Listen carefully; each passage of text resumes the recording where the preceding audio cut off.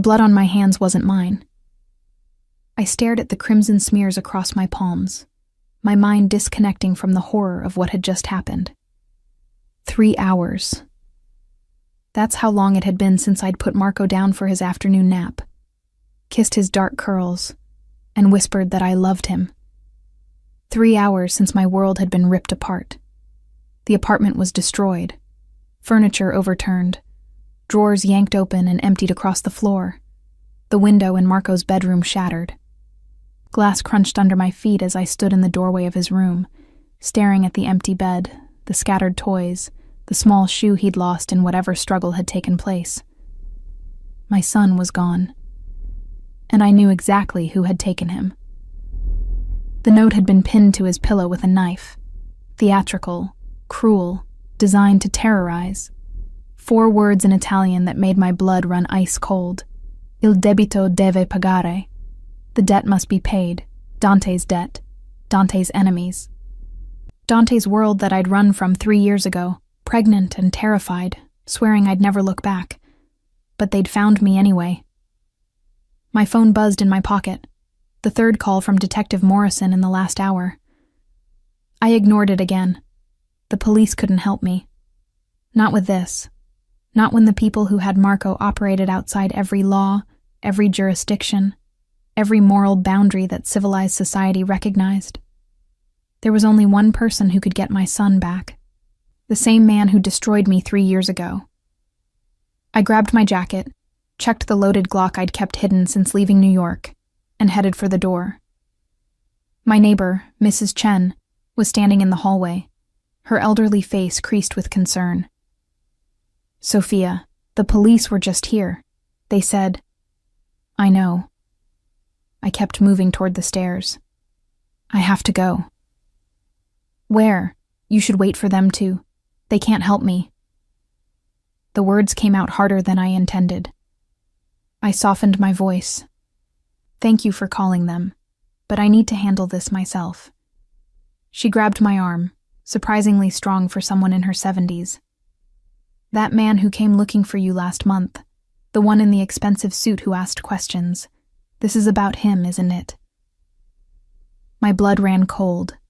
What man? Italian, very handsome, very dangerous. He wanted to know about you, about any children. I told him nothing. Her eyes were sharp, knowing. But he watched the building for days after that. "I should have warned you sooner." Dante, or one of his men. They'd known where I was, known about Marco. And still, they hadn't approached directly, which meant they'd been watching, waiting. For what? I pulled free from Mrs. Chen's grip. "If anyone else comes asking questions, tell them nothing, and stay away from my apartment. It's not safe." The flight to New York took 4 hours. 4 hours of sitting in coach, my knee bouncing with nervous energy, my mind running through every possible scenario. Most of them ended with Marco dead. Some ended with me dead too. A few ended with both of us alive but trapped forever in Dante's world. None of them ended well. I hadn't seen Dante Salvatore in 3 years. Hadn't spoken to him. Hadn't even allowed myself to think his name most days because the pain was still too raw, too devastating. The night I told him I was pregnant, the look on his face, disgust, anger, accusation, had carved something out of me that had never quite healed. "You think I'm stupid enough to believe that child is mine? How many others have there been, Sophia?" His words had been knives, each one finding a vital organ. I'd fled his penthouse with tears streaming down my face, his security team letting me pass without a word, because everyone in Dante Salvatore's world knew when someone had been discarded. I'd disappeared into Boston, changed my name from Moretti to Russo, found work as a waitress in a neighborhood where no one asked questions. I'd had Marco alone in a charity hospital, held him while he took his first breath, and sworn that Dante would never know about him. That my son would never be touched by the violence and corruption that defined his father's world. So much for good intentions. The cab from JFK dropped me outside Salvatore Tower at midnight. The gleaming skyscraper dominated the Manhattan skyline, its upper floors housing Dante's penthouse and the nerve center of his empire. I'd been here before, 3 years ago, back when I'd been young and stupid enough to believe that a man like Dante Salvatore could love someone like me. Back when I'd been his amante, his lover, hidden from his world, tucked away in shadows, a secret he kept from the Cosa Nostra families who would have used me against him. Security had changed. I didn't recognize the 2 men flanking the private elevator that led to Dante's penthouse. They didn't recognize me either, which was good. It meant I might still have the element of surprise. I need to see Dante Salvatore. I kept my voice steady despite the terror clawing at my throat. The larger guard, 6'4", 250 pounds of muscle stuffed into an expensive suit, looked me over with professional dismissal. Mr. Salvatore doesn't take visitors without an appointment. Tell him Sofia Moretti is here. I used my real name deliberately. Tell him it's about something he lost 3 years ago. Something flickered in the guard's eyes. Recognition? Curiosity? He pressed a finger to his earpiece, spoke in rapid Italian too low for me to catch. His expression shifted. Surprise, wariness, something that might have been respect. Mr. Salvatore will see you. He stepped aside, gesturing to the elevator. He asked that you surrender any weapons before going up. I pulled the Glock from my jacket and handed it over butt first. That's the only one I'm carrying. The guard checked the magazine, cleared the chamber, and tucked it into his jacket. If you're lying and harm Mr. Salvatore, you'll die screaming. Understood? Completely. The elevator ride to the penthouse took 45 seconds. 45 seconds to remember how to breathe, how to stand, how to face the man who'd shattered me into pieces and never looked back. The doors opened directly into Dante's living room. 20,000 square feet of obscene luxury. Floor-to-ceiling windows overlooked the city. Italian marble covered the floors, and artwork worth more than most people earned in a lifetime decorated the walls. And standing in the center of it all, backlit by the glittering cityscape, was Dante Salvatore. 3 years had changed him. He was leaner, harder, his dark hair touched with gray at the temples that somehow made him even more devastating. He wore black slacks and a white dress shirt with the top 3 buttons undone, revealing the tanned column of his throat and the edge of his collarbone. His face, sharp cheekbones, strong jaw shadowed with stubble, a nose that had been broken at least once, was as brutally handsome as I remembered. But it was his eyes that destroyed me all over again.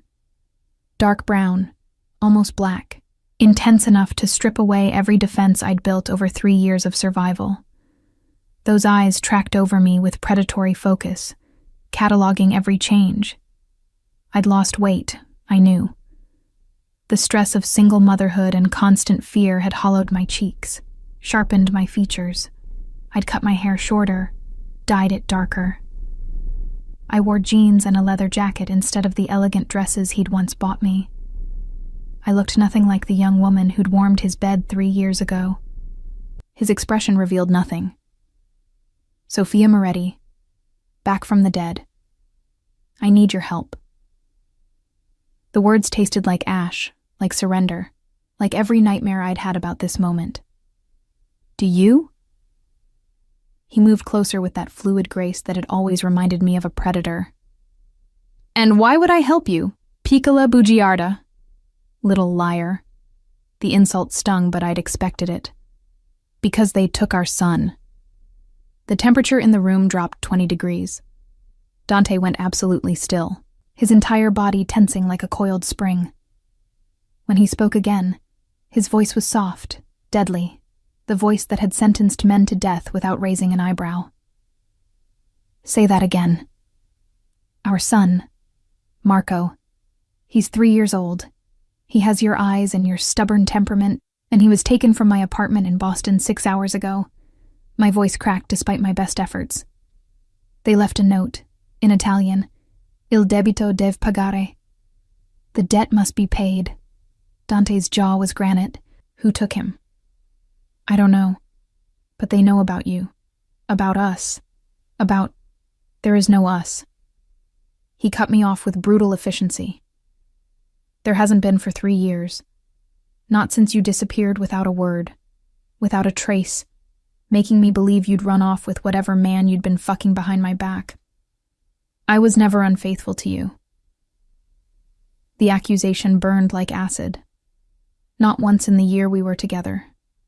And yet you expect me to believe you carried my child for 9 months without telling me? His laugh was cold, humorless. Do you think I'm stupid, Sophia? That I don't remember that night when you claimed to be pregnant, crying and desperate, trying to trap me into... I wasn't trying to trap you. Fury exploded through my fear. I was trying to tell you that we'd created a life together, that I was terrified and needed you, and you looked at me like I was garbage, like I was a whore trying to pass off some other man's bastard as yours. Because women have tried before. His voice was ice. Do you know how many have claimed to carry my child? How many have shown up with babies that mysteriously shared my eye color, my hair, my features? DNA tests prove them all liars, every single one. Then give me a DNA test. I stepped closer, closing the distance between us despite every instinct screaming to run. Take a sample. Run every test you want. But do it after you help me get Marco back, because every second we waste arguing is another second he's terrified and alone with people who will hurt him. Just to hurt you. Something shifted in his expression. You named him Marco.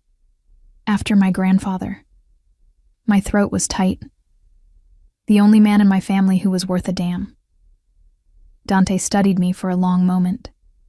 I couldn't read what was happening behind those dark eyes, but I felt the weight of his assessment, his calculation. He was deciding whether to believe me, whether to help, whether my son, our son, was worth his time. Finally, he pulled a phone from his pocket and pressed a single button. Luca, get up here now, and bring the DNA testing kit from the medical office. He ended the call and turned back to me. If you're lying, Sophia, if this is some elaborate scheme to extract money or favors or whatever pitiful game you're playing, I will destroy you. Completely. Do you understand? I understand. I met his gaze without flinching.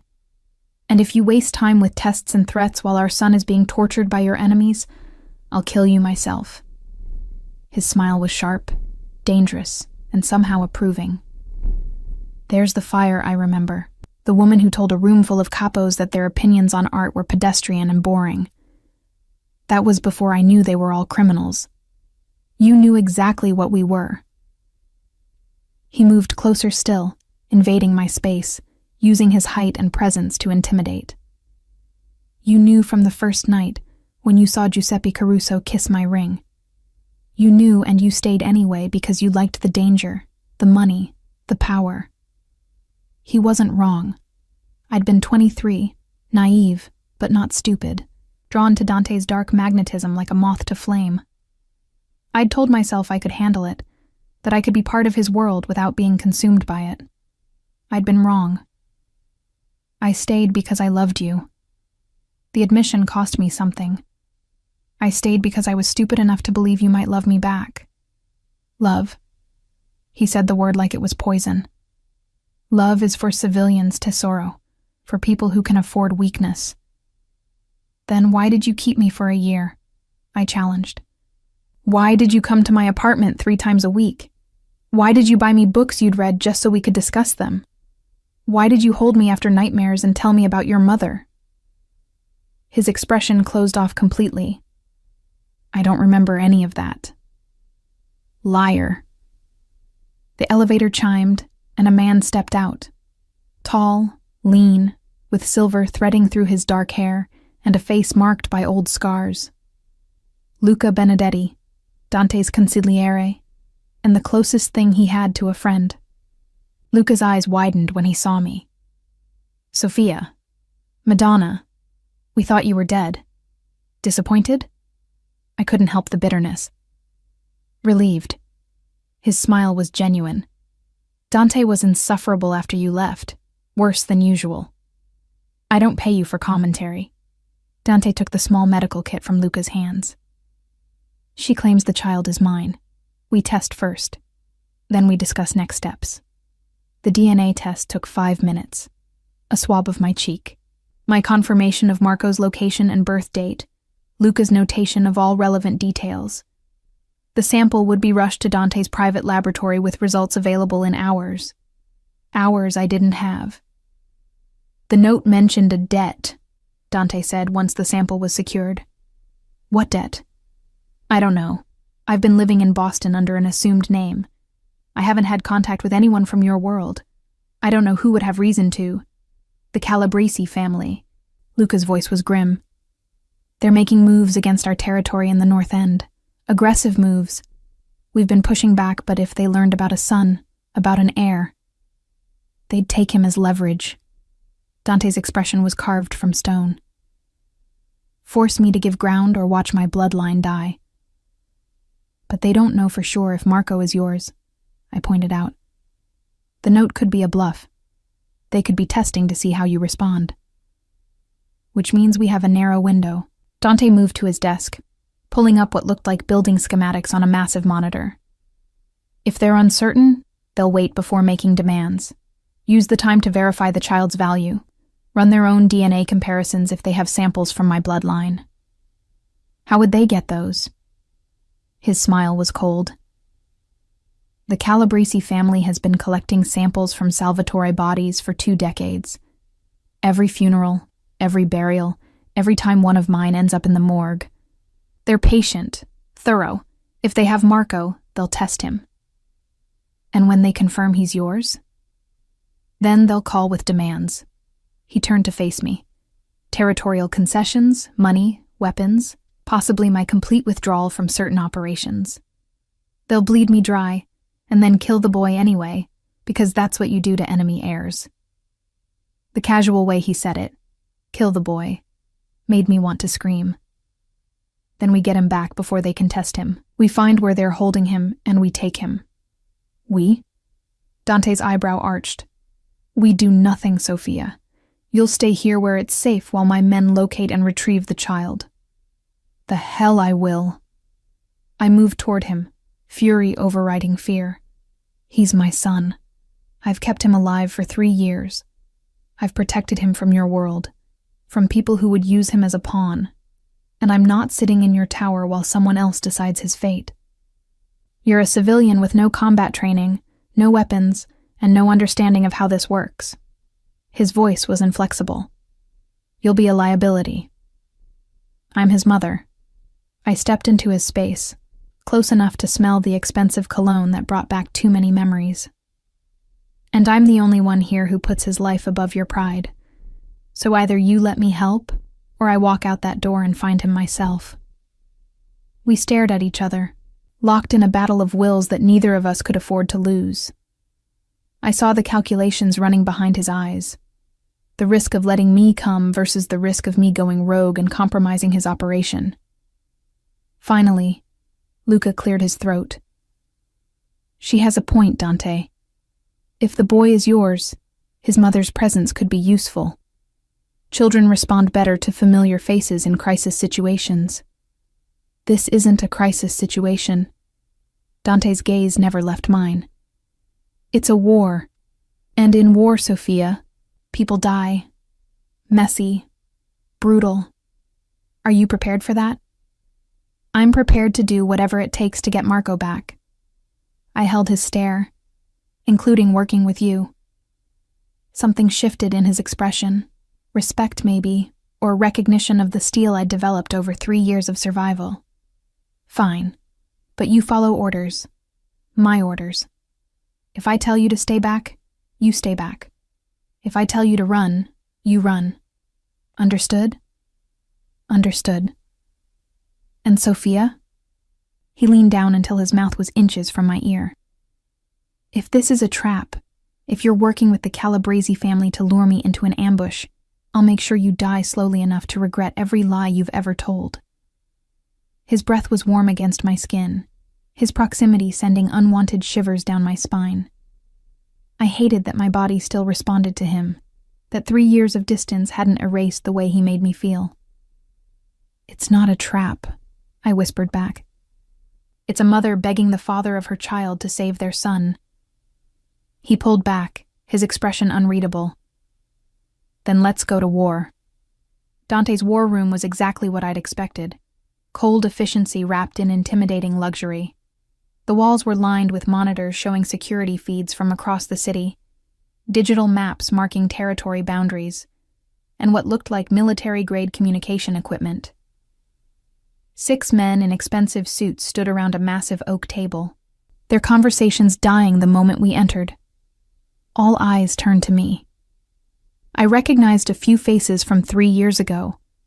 Carlo Messina, Dante's head of security, built like a tank with cold blue eyes. Antonio Greco, younger but equally dangerous, Dante's enforcer who handled problems that required a more permanent solution. The others were unfamiliar, but they all shared the same predatory awareness. These weren't businessmen. They were killers in designer suits. "Gentlemen," Dante's voice cut through the silence. "Sofia Moretti. Some of you remember her. She's here because the Calabresi family has taken her son. Possibly my son. We verify paternity but operate under the assumption that the child is mine until proven otherwise." Carlo's expression remained neutral, but I caught the flash of surprise. "The boy's age?" 3 years. Dante pulled up a photo on the main screen, one he must have pulled from my phone while I was being tested. Marco's face filled the monitor, his dark curls messy, his smile gap-toothed and beautiful. My heart clenched seeing him projected like this, reduced to intelligence data. "He looks like you," Antonio observed. "The eyes especially. If Calabresi has him and runs a DNA comparison, they'll confirm his value and either make demands or eliminate him as a threat." Dante's voice was clinical, detached, as though discussing cargo instead of a child. "Our child. Time frame for location and extraction?" "Calabresi operates out of 3 primary locations." Carlo pulled up a series of building blueprints. "The social club in Chinatown, too public for holding a hostage. The warehouse district in Red Hook, possible but heavily monitored by federal surveillance. And the estate in New Jersey, private, secure, 45 minutes outside the city." "My money's on the estate." Antonio leaned forward. "They'd want to keep the boy close to Dominic Calabresi personally. Eliminate the possibility of miscommunication or leaks." Dante studied the blueprints with lethal focus. "Security profile?" "Updated 2 months ago." Carlo highlighted various sections. 12 guards on rotation, surveillance system integrated with backup generators, single-access road with controlled gate. The building itself is reinforced, limited entry points, which makes it a fortress. I stepped closer to the table, ignoring the way several men tensed at my proximity. "But fortresses have weaknesses. Water, power, food supplies, people going in and out." "This isn't your concern." Carlo started, but Dante cut him off with a raised hand. "She's right. Fortresses require maintenance. What's the supply schedule?" Carlo pulled up additional information. "Groceries delivered twice weekly. Laundry service on Thursdays. Garbage pickup Monday and Friday. Today's Tuesday." I looked at Dante. "Can we intercept tomorrow's garbage pickup? Replace the crew? And walk right in the front door?" Antonio's laugh was skeptical. "They'll verify identities, run background checks. Then we don't use your people." I turned to face him. "We use civilians who won't trigger their vetting process. People who have legitimate reasons to be there." "You want to use contractors." Dante's voice was thoughtful. "Real sanitation workers who don't know they're part of an operation." "Exactly. We intercept the truck, redirect it to a secondary location, keep the real crew contained, but unharmed. Your people take their places wearing body cameras. Once inside, they locate Marco and create an extraction point." The room was silent. Then Luca, who'd been quiet until now, smiled slowly. It could work. Calabresi would be expecting an assault, a show of force. They wouldn't anticipate a Trojan horse. It's risky. Carlo's professional skepticism wasn't personal, but pragmatic. If they discover the substitution before our people are inside, they'll kill the boy immediately. They'll kill him anyway once they confirm he's Dante's heir. I met Carlo's gaze without flinching. At least this way we control the timeline. Dante moved to stand beside me, his presence overwhelming in its intensity. How do you know about infiltration tactics? I read. It wasn't quite a lie. I'd spent 3 years researching everything I could about his world, about security protocols and extraction methods, preparing for the day his enemies might find me. And I dated a man who used to tell me stories about his operations when he thought I wasn't paying attention. Something flickered in his expression. Recognition, perhaps, of those late nights when he'd held me and talked about his day, trusting me with information he shouldn't have shared. Information I'd remembered. All right. Dante's decision was instant, absolute. We intercept the garbage truck tomorrow morning at 600. Carlo, you handle logistics. Antonio, I want 3 backup teams positioned around the perimeter.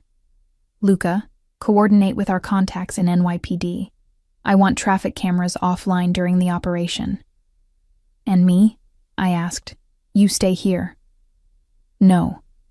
I stepped closer, lowering my voice so only he could hear. I know Marco. I know how he thinks, what frightens him, how to calm him down if he's panicking.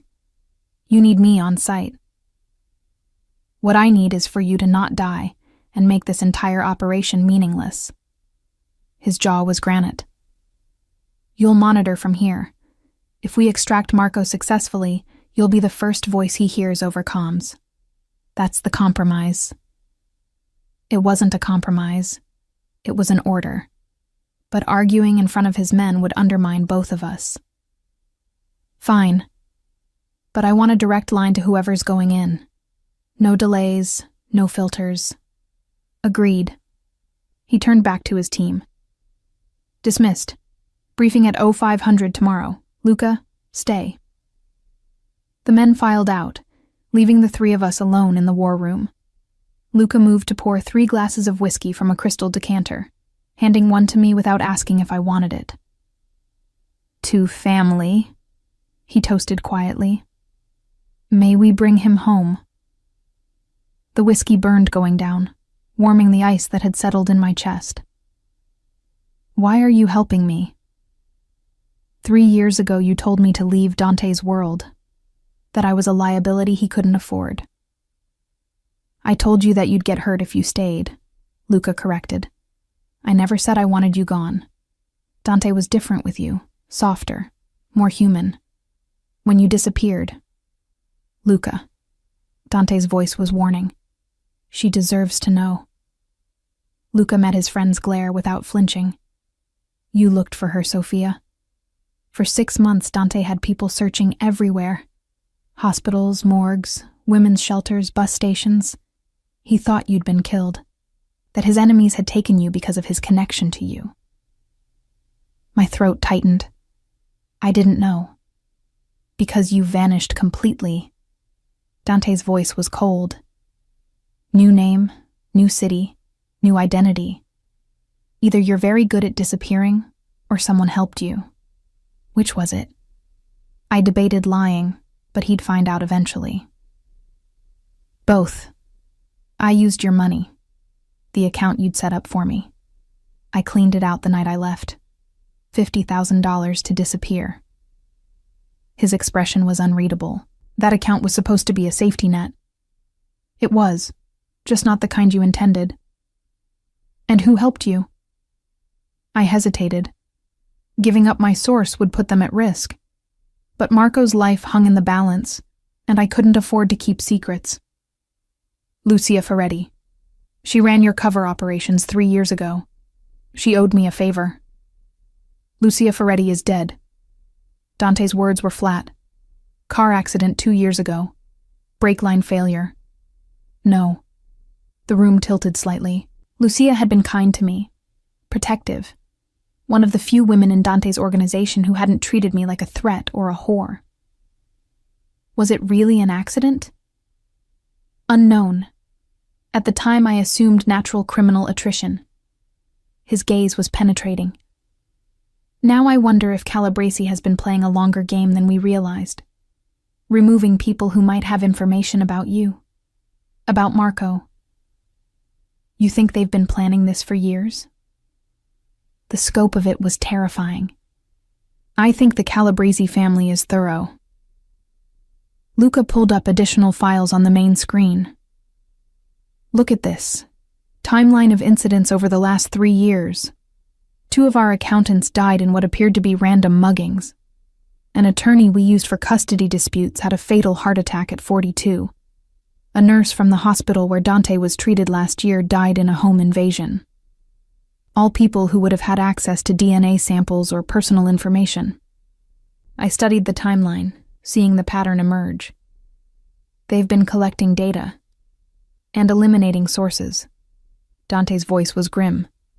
Which means they've been preparing for this move. The question is, why now? Because they finally found me. The guilt was crushing. I got sloppy. Last month I used my real credit card at a bookstore. Just once. I thought it was safe because it was in Boston, far from New York, from your world. But they must have been monitoring for any financial activity connected to Sofia Moretti. 1 mistake in 3 years. Dante's tone was unreadable. You were more careful than most people in witness protection. Not careful enough. I blinked back tears, refusing to cry in front of him. Marco paid the price for my carelessness. No. His hand caught my chin, forcing me to meet his eyes. The touch was familiar, intimate, devastating. The Calabresi family paid the price for threatening what's mine. And they'll keep paying until I've taken everything from Dominic the way he's tried to take from me. Is that what Marco is to you? I pulled away from his touch. Possession? Property? Another piece in your power games? He's a 3-year-old child who carries my blood. Dante's voice dropped, became something raw and dangerous. And if he is my son, Sofia, then yes, he's mine. To protect, to raise, to train in the ways of this family. He'll have everything. Power, wealth, security that you could never provide working as a waitress in Boston. He has love. My voice shook with fury. He has a mother who would die for him. He has bedtime stories and homemade birthday cakes and soccer practice on weekends. He has a normal childhood that you want to destroy by dragging him into your world of violence and death. He has all of that, until Calabresi puts a bullet in his head. Dante's words were brutal, calculated to hurt. Love doesn't stop assassins, Tesoro. It doesn't prevent kidnapping or manipulation or using children as leverage. Only power does that. Only fear. And I will make this city fear what happens when someone threatens a Salvatore. He doesn't know he's a Salvatore. The words burst out before I could stop them. He doesn't know his father's name, doesn't know about this world. I was going to tell him eventually, when he was old enough to understand, but I wanted to give him a few more years of innocence. Innocence is a luxury we can't afford. Dante moved away, pouring himself more whiskey. When we get him back, that changes. He'll live here, be educated properly, learn what it means to be my heir. You haven't even met him. My voice rose. You haven't held him or heard him laugh or seen how he cries when he has nightmares. You don't know him, and you're already planning to turn him into a weapon. I'm planning to keep him alive. Dante's shout matched mine. Do you understand what the Calabresi family will do if they confirm Marco's DNA? They won't just kill him quickly, Sofia. They'll torture him first. Film it. Send it to me piece by piece until I give them what they want. And when they've bled me dry, they'll kill him anyway and dump his body where it will be found as a warning to anyone else who crosses them. The image was so vivid, so horrific, that I swayed on my feet. Luca caught my arm, steadied me. "Sit down," he murmured. "When did you last eat?" I couldn't remember. The flight from Boston, the DNA test, the planning session, all of it had happened in a blur. "I'm fine." "You're pale and shaking." Luca guided me to a chair. "And no use to anyone if you collapse. I'll have food sent up." You need to be functional for tomorrow." Dante's voice was back to its usual control. "Eat, rest, we'll wake you when it's time." He was right, and I hated it. Hated that he was always right, always in control, always 3 steps ahead while I scrambled to keep up. "Where am I sleeping?" "Your old room, unless you'd prefer somewhere else." My old room. The bedroom I'd used during the year we were together. Decorated in soft blues and creams with a balcony overlooking the city and a closet full of clothes he'd bought me. I hadn't been able to take anything when I left, hadn't wanted reminders of what I was running from. "That's fine." I stood, pride keeping my spine straight even though exhaustion pulled at me. "Thank you." "Don't thank me yet, Sophia." His dark eyes held mine. "We haven't confirmed Marco is mine. If the DNA test comes back negative, you're on your own." The cruelty of it was breathtaking. You'd abandon him? A 3-year-old child being held by your enemies? I'd have no obligation to a child that isn't mine. His voice was implacable. This organization has resources, but they're not infinite. Every operation is calculated, every risk weighed against potential gain. If Marco isn't a Salvatore, he's not my concern. He's an innocent child. This world doesn't care about innocence. Dante moved closer, his presence overwhelming. It cares about power, about bloodlines, about debts and territories and old grudges. You left to protect Marco from this reality. But reality found you anyway, and now you need me, need my power, my violence, my willingness to do things that would destroy you. So don't stand there and judge me for the same ruthlessness you're begging me to use on your behalf. He was right. I was a hypocrite asking him to save my son using methods I found morally reprehensible, asking him to be a monster while condemning him for being one. I'm sorry. The apology cost me everything. You're right. I need you. I need your power and your connections and your willingness to do whatever it takes. And I hate myself for it, but I'll swallow my pride and my principles if it means getting Marco back safely. Something shifted in his expression. Surprise maybe at my honesty. Good. Then we understand each other. We understand that I'll sell my soul if necessary. I met his gaze. But don't mistake that for surrender, Dante. Don't think that because I'm asking for help, I'm yours to control again. Once Marco is safe, we're done. Completely. His smile was dangerous, knowing. You really believe that? I have to. Then believe this instead, Piccola Bugiarda. He closed the distance between us, his hand sliding into my hair, tilting my head back. If that boy is mine, and I think we both know he is, then you're not going anywhere. Not to Boston, not to another city, not to another life. You'll stay here where I can protect you both, where you both belong. I don't belong to you anymore. You never stopped belonging to me. His mouth hovered over mine, close enough that I could feel his breath. You left, but you never filed for dissolution of our relationship with the family.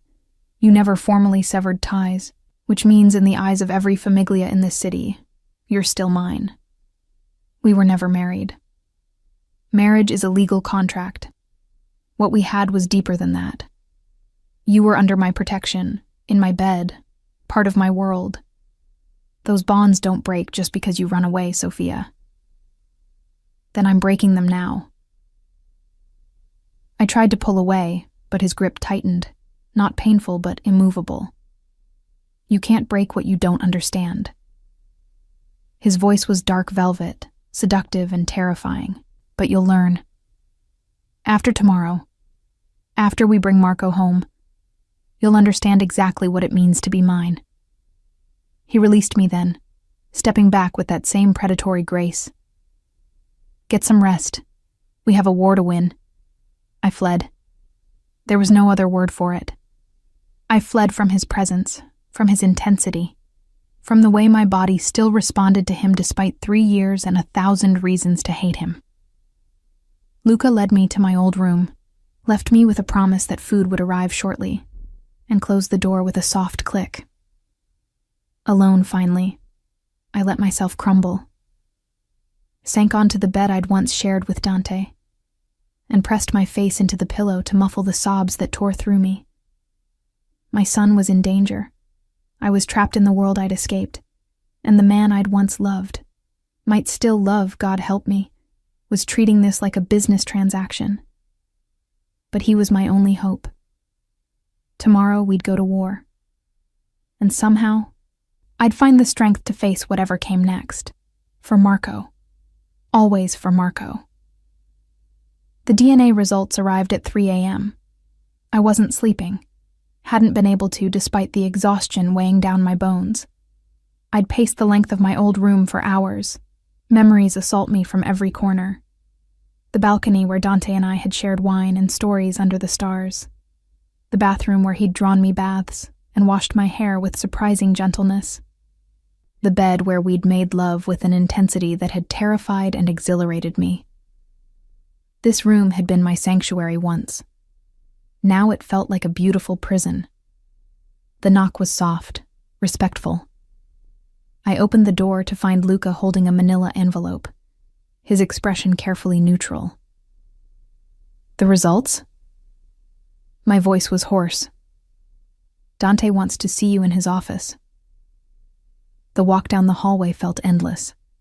My heart hammered against my ribs, each beat a prayer I didn't know how to voice. Please let him be Marco's father. Please let Dante care enough to help. Please let this nightmare end. Dante's office was exactly as I remembered. Dark wood, leather, floor-to-ceiling windows overlooking the city. He stood with his back to the door, silhouetted against the pre-dawn sky, holding what I assumed was the test results. Close the door. His voice was quiet, controlled, revealing nothing. I obeyed, my hands trembling slightly as I pressed my back against the wood. Well? He turned then, and I saw something in his eyes I'd never seen before. Confusion, uncertainty, something almost like fear. 997% probability of paternity. He read from the paper in his hands. Marco Russo is my biological son. The relief was so intense it nearly drove me to my knees. Thank God. You're welcome. His dark humor was unexpected. Tell me about him. What? Marco. You've had him for 3 years. I want to know everything. Dante moved to the bar, poured 2 glasses of whiskey, and handed one to me without asking. Start at the beginning. I took the glass but didn't drink yet. Why? Because he's my son and I've missed 3 years of his life. Something raw flickered across his face. Because you've known him every day since he was born, and I don't even know what color his eyes are. They're brown, like yours. The words came easier than I expected. He was born August 15th at 3:47 in the morning, 8 pounds, 3 ounces. He came out screaming and didn't stop for 20 minutes. The nurses said he had a temper. A Salvatore trait. Dante's lips twitched slightly. He walked at 11 months, said his first word at 9 months. No, of course. I found myself smiling despite everything. He's stubborn, determined, throws tantrums when he doesn't get his way. But he's also sweet and funny and so smart it scares me sometimes. What else? He loves dinosaurs. Has a stuffed T-Rex named Chompy that he takes everywhere. He hates broccoli but will eat any other vegetable if I make airplane noises. He's terrified of thunderstorms but fascinated by rain. He wants to be a paleontologist when he grows up. I was rambling, I knew, but Dante listened with absolute focus. He'd moved to sit on the edge of his desk, whiskey forgotten, his entire being concentrated on learning about the son he'd never known existed. He has nightmares sometimes. My voice softened. About monsters under the bed. I told him monsters aren't real, but he didn't believe me until I gave him a flashlight and we checked together every night for a month. Smart boy.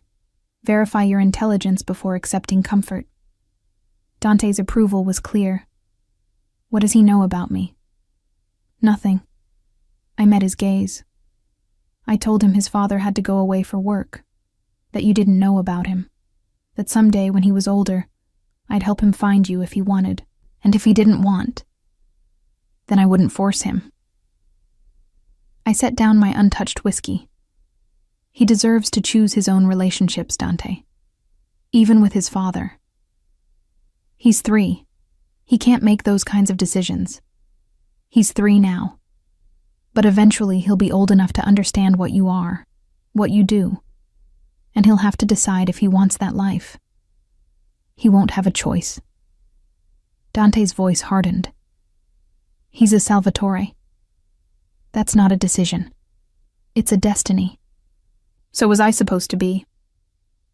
The words escaped before I could stop them. You used to talk about the future, about what it would be like when things were stable enough to be public about us, about legitimizing our relationship in the eyes of the families. That was before you left. I left because you accused me of being a whore and implied our child was a bastard conceived with another man. The old wound tore open fresh. You didn't even give me a chance to explain, to prove myself. You just decided I was guilty and discarded me. Women have used pregnancy to trap men since the beginning of time. But his voice lacked conviction now. I'd seen it before, multiple times. Women claiming to carry my child to secure financial settlements or gain status. So you assumed I was like them, that I'd spent a year in your bed, in your life, learning your secrets and seeing your vulnerabilities, just to trap you with a fake pregnancy. The hurt was still there, sharp and cutting. What did I ever do to make you think so little of me? You were too perfect. His admission was quiet. Too genuine. Too good for the world I inhabit. I kept waiting for the other shoe to drop, for you to reveal your true motives. When you came to me that night, crying and desperate, claiming to be pregnant, it fit. It made sense. The innocent girl was finally showing her cards. So you destroyed me preemptively. I blinked back tears. You know what the worst part was? Not the accusations, not even the rejection. It was the look in your eyes, like I was nothing, like our entire year together had been meaningless. It wasn't meaningless. He stood, closing the distance between us. Sophia, these 3 years, I've tried to forget you. Tried to convince myself you were just another woman passing through. But I couldn't. Your ghost haunted this penthouse, this city, every decision I made. You have a funny way of showing it. Bitterness laced my words. Threatening to abandon Marco if he wasn't yours. Acting like saving him is a business transaction. Because I can't afford to be weak. His voice was urgent now, almost desperate. Do you understand what would happen if the family saw me as soft? If they thought emotion could sway my decisions? They'd use it against me. They'd target everyone I care about, everyone I love, to manipulate and control me. So you love no one, care about nothing. I didn't say that. His hands framed my face, forcing me to look at him. I said I can't afford to show it. There's a difference. And Sophia, Christo, I never stopped caring about you. Even when I was convinced you'd betrayed me, part of me hoped I was wrong. His confession cracked something inside me. You still hurt me. You still threw me away. I know, and I'm sorry. The words sounded foreign in his mouth, like a language he'd never learned. I don't apologize often. It's not in my nature. But I'm sorry for that night. For my accusations. For not giving you a chance to explain. Your sorry doesn't change the past 3 years. I tried to pull away, but he held firm. It doesn't erase the terror of being pregnant and alone, of giving birth without anyone there, of raising Marco by myself, always looking over my shoulder, always afraid your enemies would find us. No, it doesn't. He released me, stepped back. But it might change what happens next. After we get Marco back, after he's safe, we need to talk about the future. There is no future for us. We established that. We established nothing. His voice hardened again. You think you can take my son and disappear again? Go back to Boston or somewhere else and pretend I don't exist? That's exactly what I think. I lifted my chin defiantly. You have no legal rights to Marco, no claim beyond biology. I've been his only parent for 3 years. Any court would grant me custody. Courts mean nothing to me, Sophia. His smile was dangerous. I don't need legal custody. I have power, resources, connections that span continents. If you try to take Marco from me, I'll find you, again and again, and eventually I'll take him.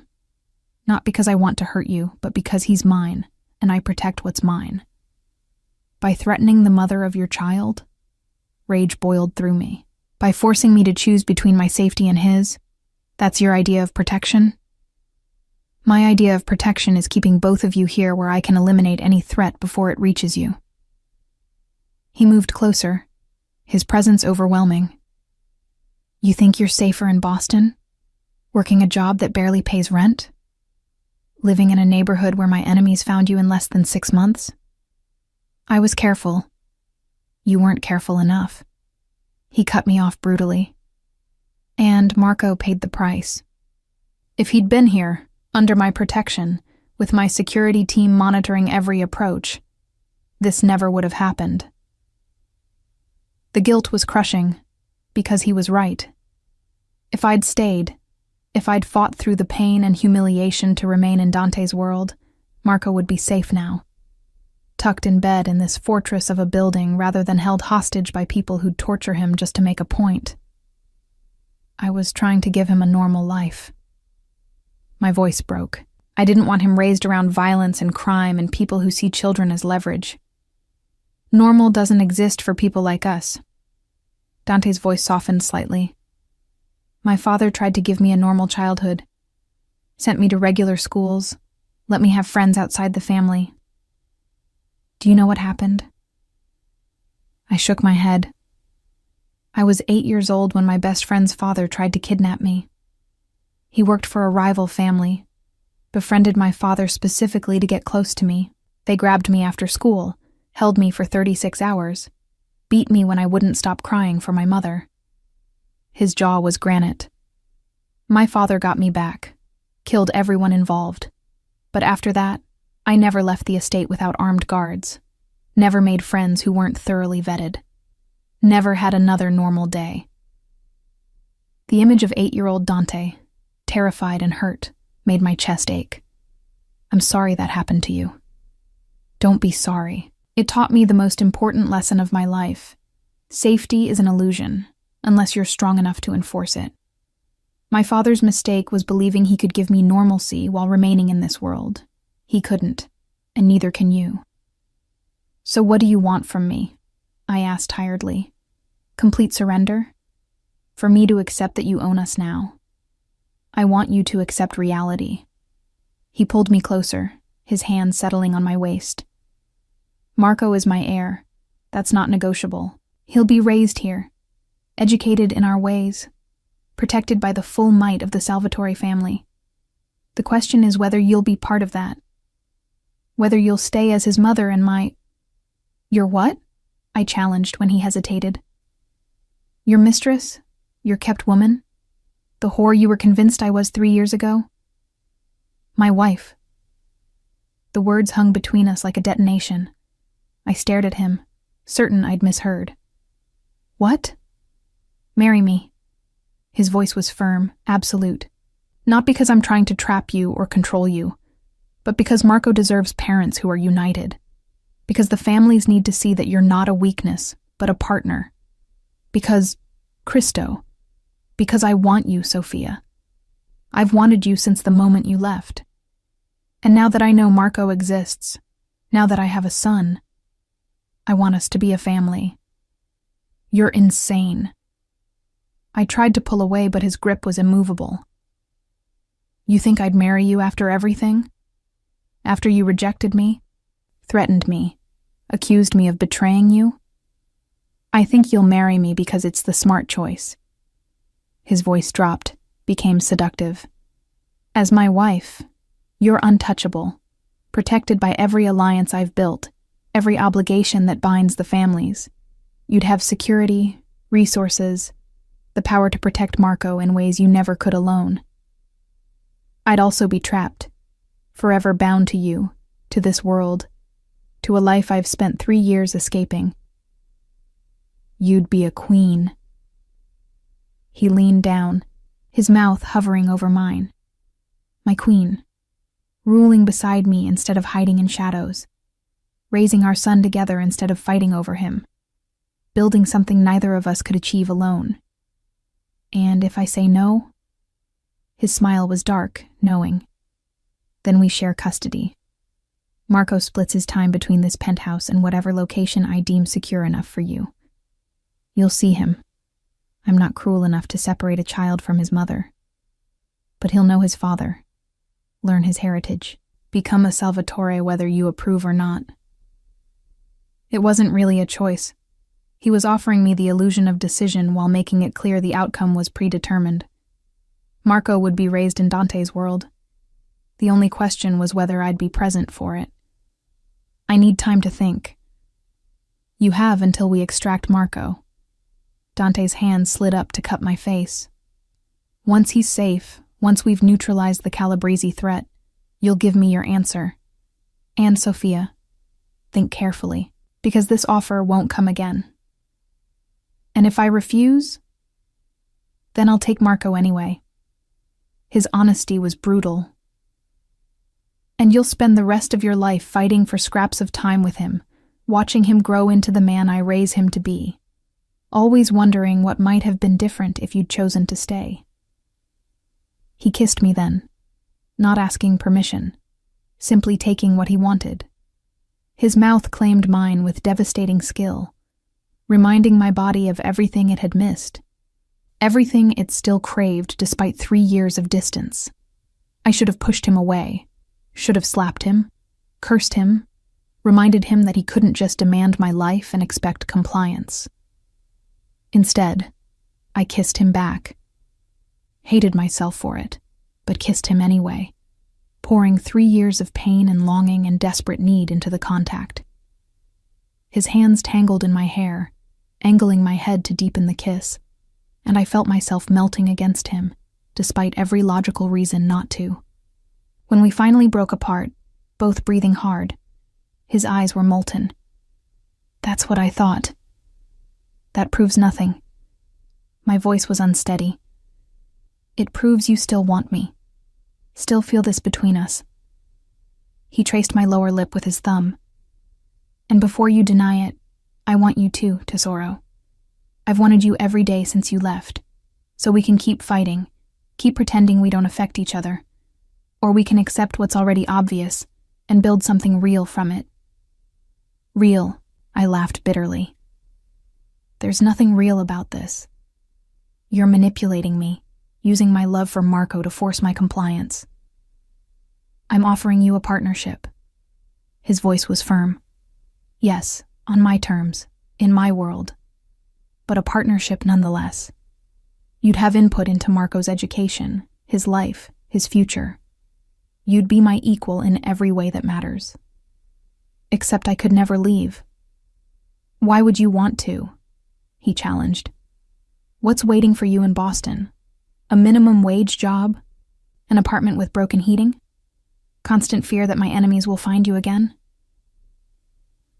He wasn't wrong. The life I'd built was unstable, fragile, one disaster away from collapse. But it had been mine, my choices, my rules, my freedom. I'll think about it. It was the best I could offer. That's all I ask. He released me, stepped back to his professional distance. For now, we focus on Marco. The extraction is set for 0600, 6 hours from now. Get some rest. You'll need it. I can't sleep. Try anyway. He moved back to his desk, began reviewing documents as though we hadn't just had a life-altering conversation.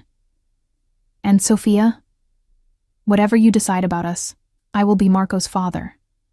That's not negotiable. So think carefully about whether you want to fight me for the next 15 years or partner with me. I left his office without responding, my mind spinning. Back in my room, I collapsed onto the bed and tried to process everything. Dante wanted to marry me, wanted us to be a family, wanted Marco raised as his heir. And God help me, part of me wanted it too. Wanted the security, the resources, the protection that came with being Dante Salvatore's wife. Wanted Marco to know his father, to grow up with advantages I could never provide alone. But the cost was my freedom, my independence, my soul. Outside the window, dawn was breaking. In 6 hours, we'd storm the Calabrese estate, rescue Marco or die trying. And after that, I'd have to make the most important decision of my life. Stay with the man who'd destroyed me, or lose my son forever. The garbage truck arrived at the Calabrese estate at exactly 6:47 a.m. I watched through the body camera feed as our people, dressed in sanitation worker uniforms, faces partially obscured by caps and the natural grime of the job, approached the guarded gate. My heart hammered against my ribs hard enough to hurt. "Steady," Dante murmured beside me in the command center. He'd been monitoring the operation with that terrifying calm, his dark eyes tracking every movement across multiple screens. They're trained for this. They're walking into a fortress, my hands clenched in my lap. If anything goes wrong, then we adapt. His hand covered mine briefly, squeezed once. Trust the plan, Sophia. On screen, the guard approached the truck. Carlo, leading the operation, handed over fabricated work orders while keeping his face angled away from the security cameras. The conversation was brief, professional. The guard checked his clipboard, made a notation, and waved them through. "First checkpoint cleared," Luca announced from his position at the communications console. "Proceeding to secondary access point." I watched as the truck drove through manicured grounds toward the estate's service entrance. Every second felt like an eternity. Somewhere inside that building, Marco was being held. My baby. Terrified. Alone. Probably crying for me. The truck stopped at the service entrance. More guards. More inspection. Carlo maintained his cover perfectly. Bored sanitation worker on a routine job, wanting to finish quickly and move to the next pickup. "They're in," Luca confirmed as the guards allowed access to the loading area. Deployment in 3, 2, 1. The body cameras showed quick, efficient movement as our people split into predetermined teams. Carlo and 2 others headed toward the main waste collection points, their cover maintaining legitimacy. But Antonio and 3 others peeled off, moving through service corridors with maps memorized down to the inch.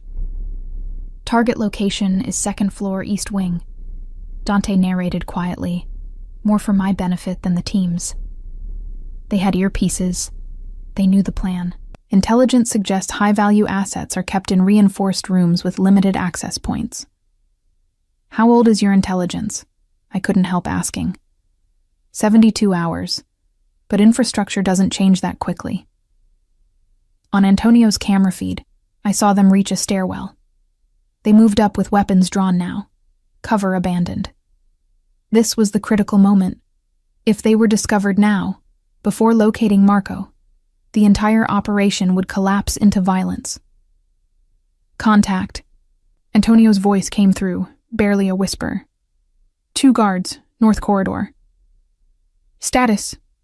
Dante's voice was steel. "Neutralized. Non-lethal, concealed. Relief flooded through me. We'd agreed. No killing unless absolutely necessary. Not because of morality, but because bodies created investigations, complications. Unconscious guards bought us time. The cameras showed Antonio's team progressing through the corridor, checking rooms systematically. My breath caught every time they opened a door, hoping and dreading in equal measure. Then, got him. Antonio's voice was urgent. Second door on the right, single guard outside.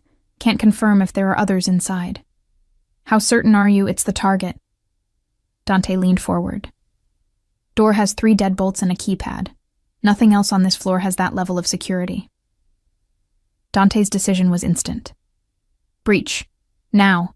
What happened next took maybe 30 seconds but felt like hours. Antonio's team moved with practiced precision, one man taking down the guard silently, while another worked the keypad with some kind of override device. The door opened. The camera showed a small room, sparsely furnished, a bed, a chair, toys scattered on the floor, and Marco.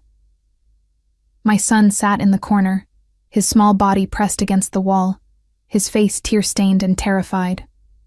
He wore the same dinosaur pajamas he'd been sleeping in when taken. His dark curls were messy, his eyes, Dante's eyes, huge with fear. Marco! I was on my feet before I could think, my hands pressed against the screen as though I could reach through it. Oh God, Marco! Sophia, let them work. Dante's hand on my shoulder, firm but not harsh. Antonio knelt before Marco, keeping his movements slow, non-threatening. Through the audio feed, I heard him speak in accented but clear English. Marco, my name is Antonio. Your mama sent me to bring you home. Marco's eyes went wider. Mama? Yes, she's waiting for you.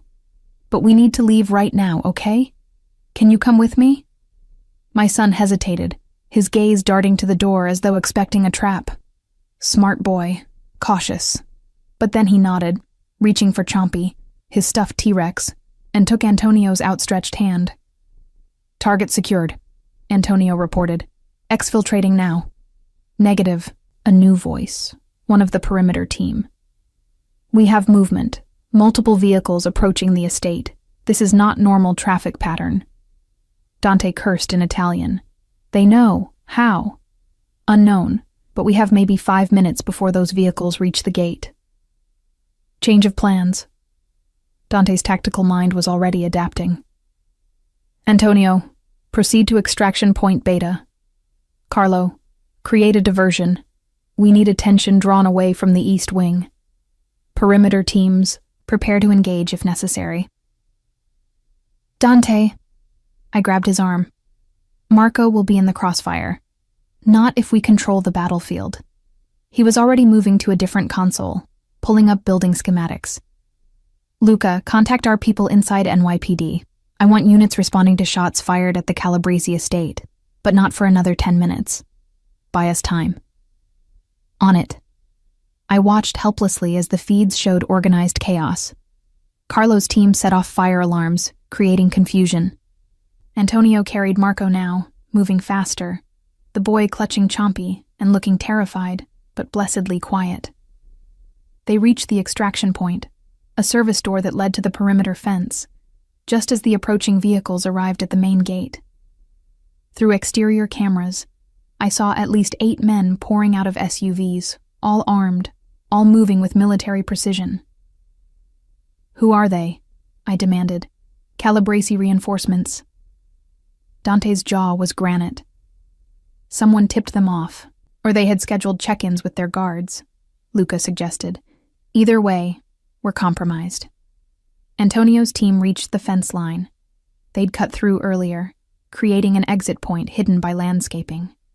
But now, with alarms blaring and armed men flooding the estate, every second mattered. Go, go, go, Dante commanded through the comms. I watched Antonio pass Marco through the fence to one of our perimeter team members. My son was crying now, scared by the noise and chaos. Then Antonio was through, and they were running toward the extraction vehicles positioned on the adjacent property. Gunfire erupted. Not aimed at them, not yet. But inside the estate, as Calabrese men discovered the unconscious guards, the breached room, the missing child. Shouting in Italian, orders being barked, confusion creating the precious seconds we needed. All teams, exfiltrate now, Dante ordered. Abandon cover. Priority is getting out alive. Carlo's team was pinned down briefly by guards who'd realized the sanitation workers weren't what they seemed. But our perimeter teams provided covering fire, controlled, precise shots that forced the guards to take cover rather than pursue. Then everyone was falling back, running for the extraction vehicles. I saw Marco being buckled into an SUV, Antonio beside him, talking to him in soothing tones I couldn't hear, but could imagine. "They're clear," Luca confirmed. "All teams accounted for. 2 minor injuries, nothing critical." The breath I'd been holding escaped in a rush. "Where are they taking him?" "Safe house in Queens," Dante replied. "We'll meet them there. Let's go." The drive took 30 minutes through morning traffic. Dante had insisted on driving himself, dismissing his usual driver. I sat in the passenger seat of his blacked-out Bentley, my hands twisted together in my lap, alternating between relief that Marco was safe and terror about what came next. "You did well," Dante said quietly, staying calm during the operation. I wanted to scream. The admission came easily. Every second he was in that building, I was dying. "But you didn't." He glanced at me briefly before returning his focus to the road. "You trusted my people. That takes strength." "I didn't have a choice." "You always have a choice, Sophia. You chose to come to me for help. Chose to trust my methods even when they terrified you. That means something." Before I could respond, his phone rang. He answered via the car's Bluetooth. "Talk to me." "It's Antonio. The boy is safe, physically unharmed, scared but responsive. He's asking for his mother." My heart clenched. "I'm coming. 20 minutes." "Copy that. Sophia, he's a brave kid, held himself together better than some adults would have." "That's my son," I said, pride and love and overwhelming relief making my voice thick. Dante ended the call, his expression thoughtful. "He has your strength, and my stubbornness. Dangerous combination. The world doesn't stand a chance." His laugh was genuine, warm. "No, it doesn't." The safe house was an unremarkable brownstone in a quiet Queens neighborhood. Nothing about it suggested the level of security Dante had installed. Reinforced doors, bulletproof windows, armed guards posing as neighbors. Antonio met us at the door, his expression relieved. "He's in the living room. Been asking for you nonstop." I didn't wait for permission. I rushed past him, through the small foyer, into the living room where... "Mama!" Marco launched himself at me, his small body colliding with mine with enough force to nearly knock me over. I caught him, lifted him, held him so tightly he squeaked in protest. But I couldn't let go, couldn't loosen my grip, couldn't stop crying. "Baby. Oh, baby. I'm here. I've got you. You're safe." The words tumbled out between sobs. "I'm so sorry. I'm so sorry they took you. But you're safe now, I promise." I was scared. His voice was muffled against my neck. "Bad men took me. Said you weren't coming back. They lied." I pulled back enough to see his face, to check for injuries, for signs of trauma. He looked exhausted, terrified, but physically unharmed. "I will always come for you. Always. Do you understand?" He nodded, then noticed Dante standing in the doorway. His small body tensed against mine. "Who's that?" I looked at Dante, this powerful, dangerous man who'd moved heaven and earth to rescue a child he'd only just learned existed. His expression was carefully neutral, but I saw the emotion beneath. Wonder. Fear. something raw and vulnerable that transformed his face into something almost soft. "Marco," I said gently, "this is Dante. He helped me find you, helped bring you home." "Are you Mama's friend?" Marco studied him with those dark Salvatore eyes. Dante moved closer, slowly, keeping his movements non-threatening. Then he did something that shocked me. He knelt, bringing himself to Marco's eye level. "I'm something like that," he said quietly. "Your mama and I are old friends, and when I heard bad men had taken you, I made sure my people brought you back safe." "You have people?" "Many people. All of them work for me, and all of them helped find you because you're very important." "Why?" Marco's 3-year-old bluntness was endearing and terrifying. Dante hesitated, his gaze flickering to mine. This was the moment. The truth or another lie. I gave him the smallest nod. "Because you're my son," Dante said simply, "and I protect what's mine."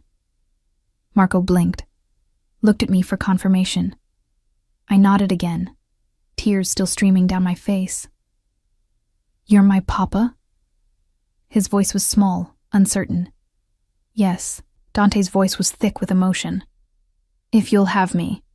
My son studied him seriously. Then, with the resilience of children everywhere, he squirmed out of my arms and approached Dante cautiously. "Do you like dinosaurs?" "I don't know much about them," Dante admitted. "But I'd like to learn." "Okay." Marco held up Chompy. "This is Chompy. He's a T-Rex. He has big teeth, but he's nice." "It's good to meet you, Chompy." Dante shook the stuffed animal's tiny arm with complete seriousness. Then, hesitantly, he reached out and ruffled Marco's curls. "And it's very good to meet you, Marco. Can we go home now?" Marco looked between us. "I want my bed." "Soon," I promised. "We need to make sure it's completely safe first." "Your mama is right." Dante stood, and I saw him process the implications. "But until then, how would you like to stay somewhere with a pool and a game room? And maybe, if you're very good, we can get you some new dinosaur toys?" Marco's eyes went wide. "Really? Really?" Dante's smile was genuine now. "Your mama and I have things to discuss, grown-up things, but I promise you'll be safe and comfortable while we figure everything out." "Okay." My son yawned hugely. "I'm tired. Then let's get you to bed." I picked him up again, reluctant to let him out of my sight. "Come on, baby." Dante led us to a bedroom upstairs, already prepared with children's furniture, as though he'd anticipated this. I settled Marco into the bed, covered him with soft blankets, and sat beside him until his breathing evened into sleep. When I finally emerged, Dante was waiting in the hallway. "He's down." Finally. Exhaustion crashed over me now that the adrenaline had worn off. "Thank you. For everything. For saving him. He's my son." Dante stepped closer. "Thank you for giving him to me. For carrying him, raising him, keeping him safe until I could find you both." "About that."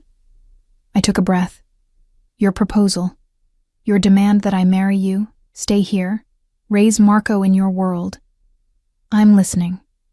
I need guarantees." My voice was firm despite my exhaustion. "If I agree, if I become your wife, I need to know Marco will have choices, that he won't be forced into this life if he decides he wants something different. He's a Salvatore, which means he deserves to know what that means before being bound by it." I held his gaze. "I won't raise him to be your weapon, Dante. I'll raise him to be your son, to be strong and smart and capable.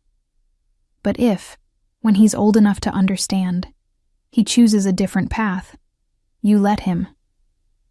And if that different path makes him vulnerable, if my enemies see his rejection of the family as weakness, then we deal with it together, as parents, not as boss and subordinate, I stepped closer. I'll marry you. I'll stay. I'll be your partner in this insane, dangerous world, but only if you promise me that Marco gets to choose his own future. Dante was quiet for a long moment. I watched calculations run behind his eyes. The strategic implications, the risks, the unprecedented nature of what I was asking. Finally, he nodded. Agreed, with one condition. What?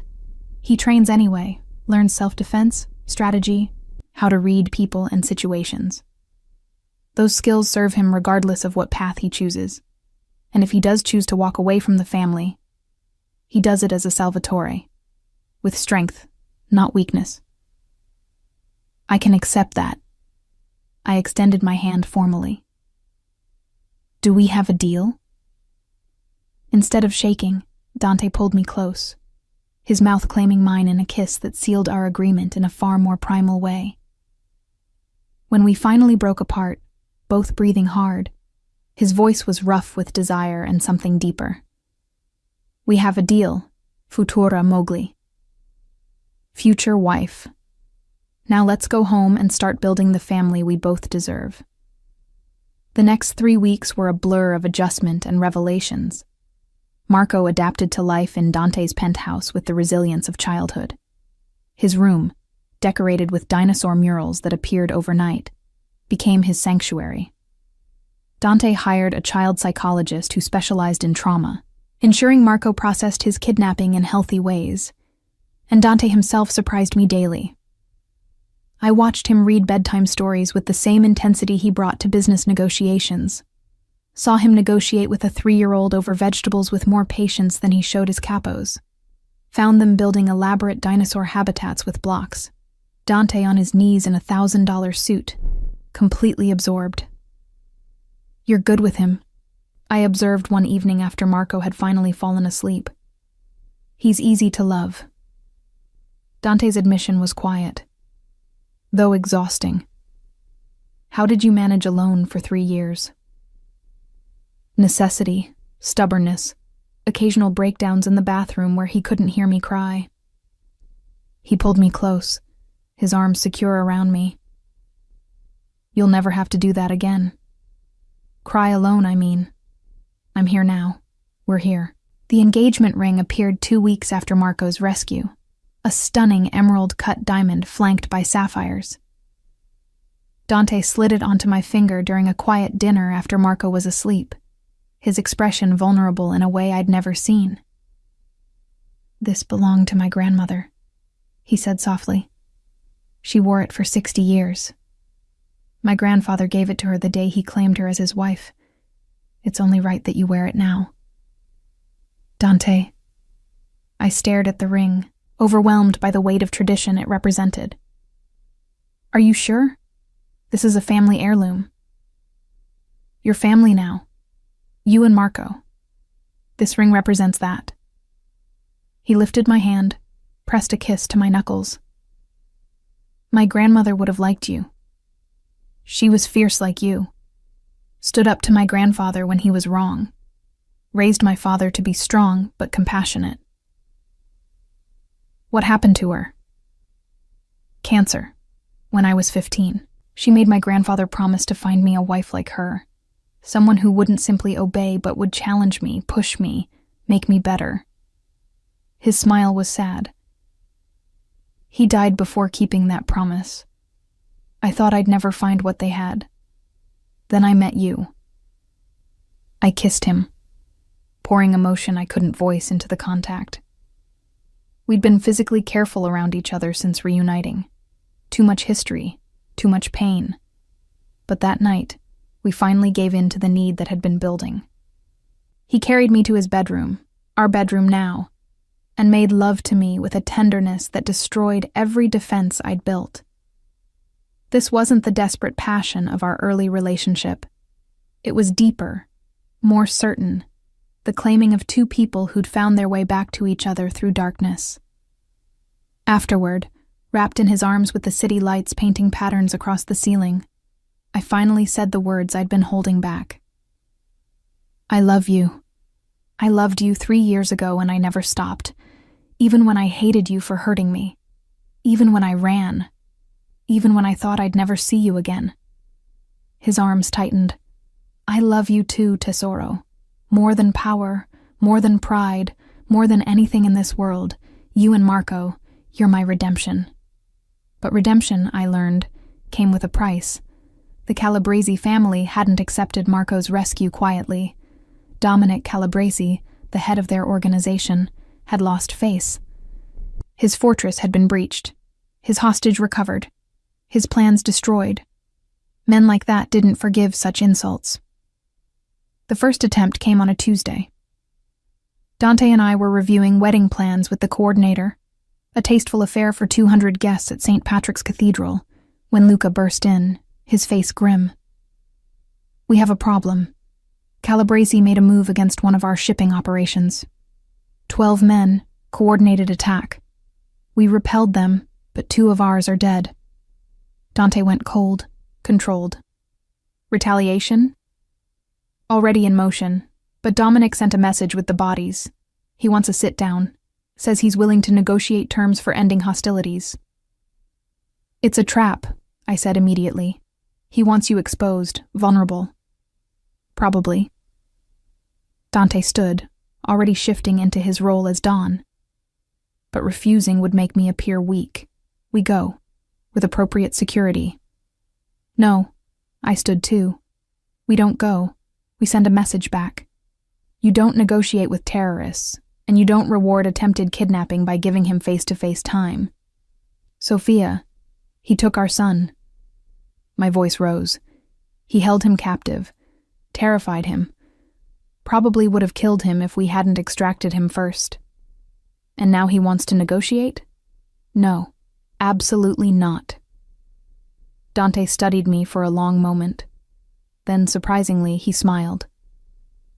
What would you suggest instead?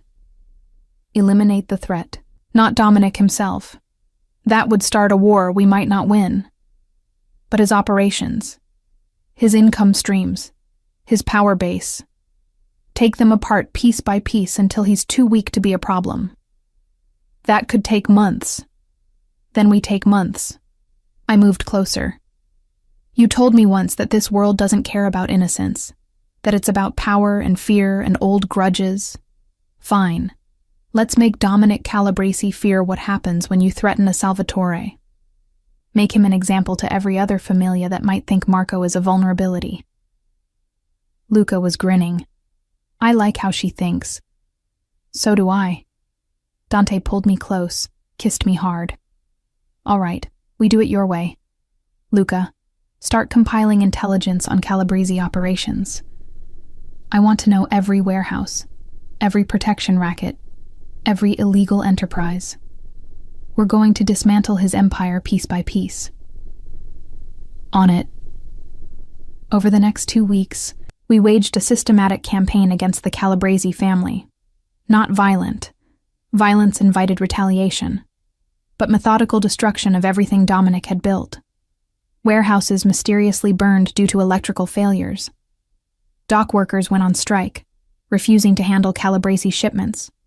Judges who'd been in Dominic's pocket suddenly found religion and started enforcing the law. Protection money dried up as business owners decided they'd rather risk Calabresi anger than continue paying. And through it all, Dante made sure everyone knew why.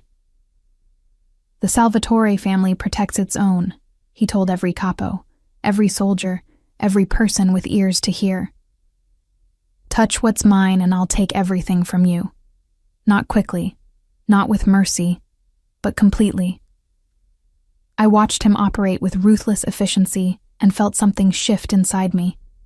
This was the man I'd run from 3 years ago.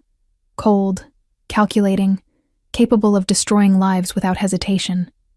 But now, I understood the why behind the ruthlessness. He wasn't evil. He was a predator protecting his territory, his family, his son.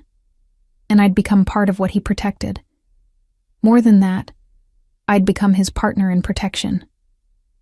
When Luca brought intelligence about a Calabresi meeting at a restaurant in Little Italy, I was the one who suggested the strategy. Don't attack them. Just show up. Uninvited. Send a message that nowhere is safe from our reach. Dante's eyes gleamed. You're learning. I had a good teacher. That night, we crashed Dominic Calabresi's dinner meeting with every capo in his organization. Dante walked in flanked by 20 of his best men, all armed, all ready. I walked beside him, my head high, the emerald engagement ring catching the light like a warning. Dominic went pale. Salvatore, this is a private meeting, and my son was a private citizen. Dante's voice could have frozen hell. Yet you took him from his home, held him hostage, threatened his life. So I thought I'd return the favor. Let you know what it feels like to have your sanctuary invaded. We could have come to terms. There are no terms. Dante cut him off. There's only this. You attempted to harm my heir. In any civilized society, that's a capital offense. I could kill everyone at this table and no familia would question my right to do so. Silence. Absolute. Terrified. But I'm not going to kill you, Dante continued. I'm going to let you live knowing that I could have. That I was merciful when I had no obligation to be. And if you ever come near my family again, I'll revisit this decision. Understood? Dominic nodded slowly, his usual arrogance crushed under the weight of Dante's power. Good.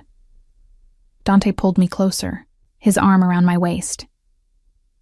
Gentlemen, allow me to introduce my fiancée, Sofia Moretti, the mother of my son, the future Mrs. Salvatore. Any threat to her is a threat to me. Pass the word. We left as dramatically as we'd entered. But the message had been sent, received, and would spread throughout the underworld like wildfire. Sofia Moretti was untouchable. Marco Salvatore was protected. And Dante Salvatore's family was the most dangerous thing anyone could threaten. Back in the car, I was shaking, not with fear, but with adrenaline. That was insane. That was necessary. Dante pulled me against him. How do you feel?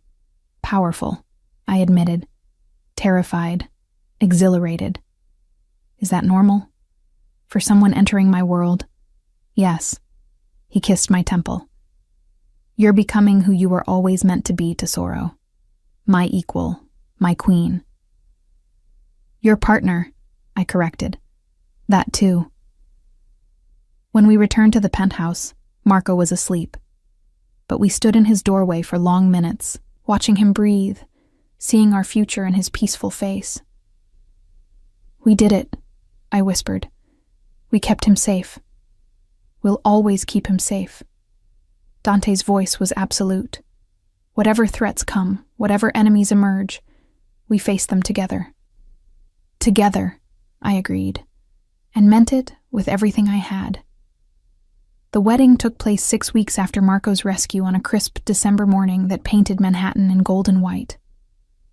St. Patrick's Cathedral was filled with representatives from every major familia, not just because they respected Dante, but because they feared what would happen if they didn't attend. The message was clear. Sofia Moretti was being elevated to the highest level of protection. Insulting her would be suicide. I walked down the aisle in a custom Valentino gown, ivory silk with delicate lace sleeves and a cathedral train, while Marco scattered rose petals ahead of me. He'd insisted on participating, his small tuxedo making him look heartbreakingly grown up. Dante waited at the altar in a black tuxedo, his dark eyes never leaving mine as I approached.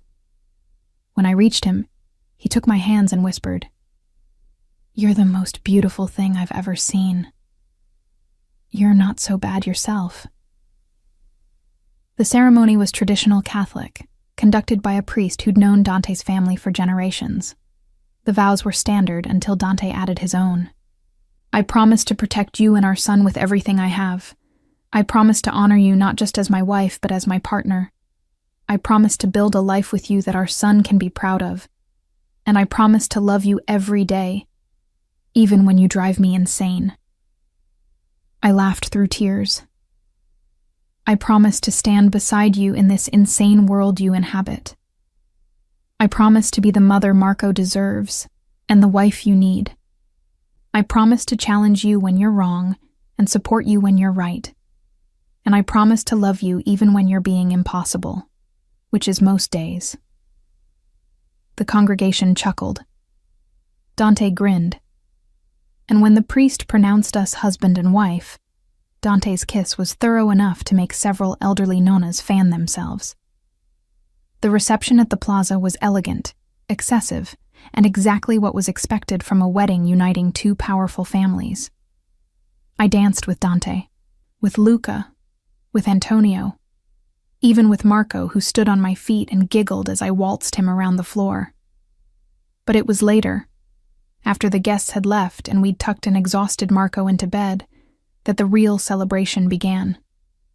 Dante carried me across the threshold of the penthouse as though I weighed nothing. "Welcome home, Mrs. Salvatore." "I've been living here for 6 weeks," I pointed out, "but now it's official. You're mine, legally, spiritually, in every way that matters." He set me down in our bedroom, began unfastening the tiny buttons running down my spine with practiced patience. "How does it feel?" "Terrifying. Perfect. Like I've finally found where I belong." The dress pooled at my feet. "Is that insane?" "If it is, we're both crazy." He shed his tuxedo jacket, unknotted his tie. 3 years ago, I let you walk out of my life because I was too proud and too scared to believe you could really love me. I won't make that mistake again." "Good." I reached for him, pulled him close. "Because I'm not going anywhere." What followed was slow, reverent, a celebration of everything we'd survived to reach this moment. Dante worshipped every inch of me, whispering in Italian, words of love, devotion, promises I only half understood but felt in my bones. Afterward, wrapped in silk sheets with his heartbeat steady beneath my ear, I asked the question I'd been holding back. What happens now?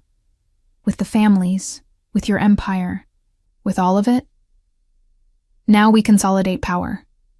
His fingers trace patterns on my bare shoulder. "Show everyone that the Salvatore family is stronger than ever.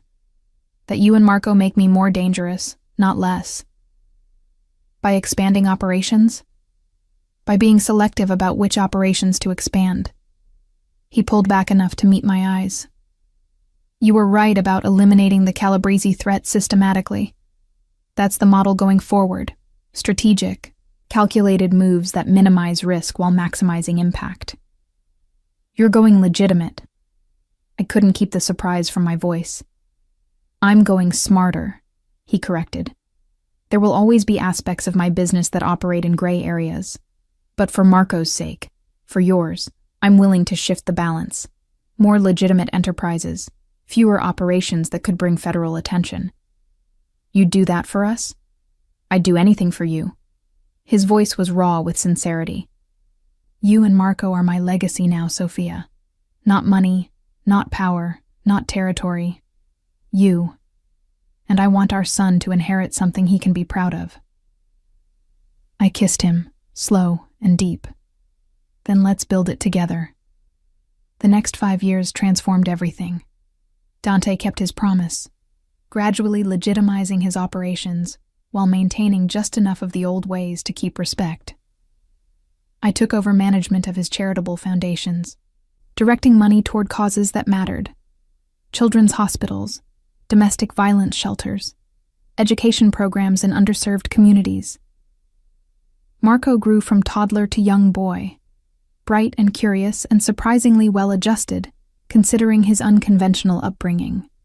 He knew his father was powerful, but Dante and I worked hard to ensure he understood power came with responsibility. On Marco's 8th birthday, Dante did something unprecedented. He took our son to one of his legitimate business operations, a shipping company that had been completely cleaned of illegal activity, and showed him how honest commerce worked. "This is boring, Papa," Marco complained after an hour of watching inventory management. "That's because legitimate business usually is," Dante ruffled his hair. But it's also sustainable. It doesn't rely on fear or violence. It's built on value provided, services rendered, trust maintained. Do you understand the difference? I think so. Marco frowned thoughtfully. But your other businesses, the ones you don't talk about, those use fear. Some of them, yes, because sometimes fear is the only language certain people understand. Dante knelt to Marco's level. But I'm trying to change that, to build something better for you. So when you're old enough to choose what kind of man you want to be, you have options. Can I choose to be a paleontologist? Marco asked hopefully. You can choose anything you want, as long as you're the best at it. I watched this exchange from the doorway, my heart full. This was the life I'd dreamed of when I ran 3 years ago. Dante as a father who empowered rather than controlled. Marco, with choices rather than obligations. That night, after Marco was asleep, Dante found me on our bedroom balcony overlooking the city. What are you thinking about? He wrapped his arms around me from behind. How much has changed? How much I love our life. I leaned back against his solid warmth. How grateful I am that you found us. I think you found me. He pressed a kiss to my neck. You ran into my world looking for salvation and gave me something I never knew I needed. What's that? A reason to be better, to build something that outlasts me. His hand settled over my still flat stomach, though not for much longer. We'd confirmed the pregnancy just yesterday. Marco is my heir, but you're my redemption. We're pregnant again, I reminded him. Your redemption is about to get louder and more expensive. His laugh rumbled through me. Good. This house is too quiet with just one child. You say that now. Wait until there are 2 of them running around destroying your expensive furniture. It's just furniture, Tesoro. Family is what matters. I turned in his arms, looking up at the man who'd claimed me, broken me, and ultimately saved me. Do you ever regret it? Taking me back? Giving Marco? Giving us so much power over you? Never. His voice was absolute. You're not my weakness, Sophia. You're my strength. And every day I get to watch you become more of who you were meant to be. Fierce, brilliant, untouchable. You're not just the mother of my children. You're my Donna, my queen. And I wouldn't change a single moment of what brought us here. Even the bad parts? Especially the bad parts. They taught us both what we were capable of surviving. He kissed me softly. I love you, Mrs. Salvatore. Today and always. I love you too. I meant it with my whole heart. Today and always. Years later, I would look back on this moment as the real beginning. Not our wedding, not Marco's rescue, but this quiet declaration on a balcony overlooking the city that had tried to destroy us, and failed. We'd built something neither of us could have achieved alone. A family forged in fire, tested by enemies, and strengthened by choosing each other every single day. Marco grew up to be everything we'd hoped, strong like his father, compassionate like his grandmother, stubborn like both his parents. He ultimately chose his own path. Not the famiglia, but not complete rejection either. He became a lawyer, using his understanding of both worlds to bridge gaps, to create change from within the system. Our daughter, born 9 months after that balcony conversation, grew up knowing she was loved, protected, and free to choose her own destiny. And Dante and I? We ruled together. Not through fear, though his reputation ensured respect, but through strategic power, carefully cultivated alliances, and the absolute knowledge that threatening one of us meant answering to both. The Salvatore name became synonymous not just with power, but with protection. People who needed help, women fleeing dangerous situations, children trapped in abusive homes, victims of trafficking, found their way to our organization. We became what my younger self would have never believed possible, a force for good operating within the gray areas of society. Do you think Marco understands? I asked Dante years later, watching our son graduate law school with highest honors. Understands what? That he was loved enough to have choices. That his father rebuilt an empire so he'd never have to choose between survival and his soul. He knows. Dante's arm came around me. Because we showed him every day. And if he ever doubts, he can look at us, at what we survived to build this life, and know that love is stronger than fear. That family isn't about obligation, but about choice. That he's free, because we chose to be bound to each other. We did good, I said softly. We did perfect, he corrected. Because we did it together. And that, ultimately, was the truth I'd spent 3 years running from and 5 years learning. Alone, we were broken pieces of damaged people. But together we were unbreakable. I'd run into Dante Salvatore's world looking for salvation. I'd found a partner, a family, and myself. And God help anyone who tried to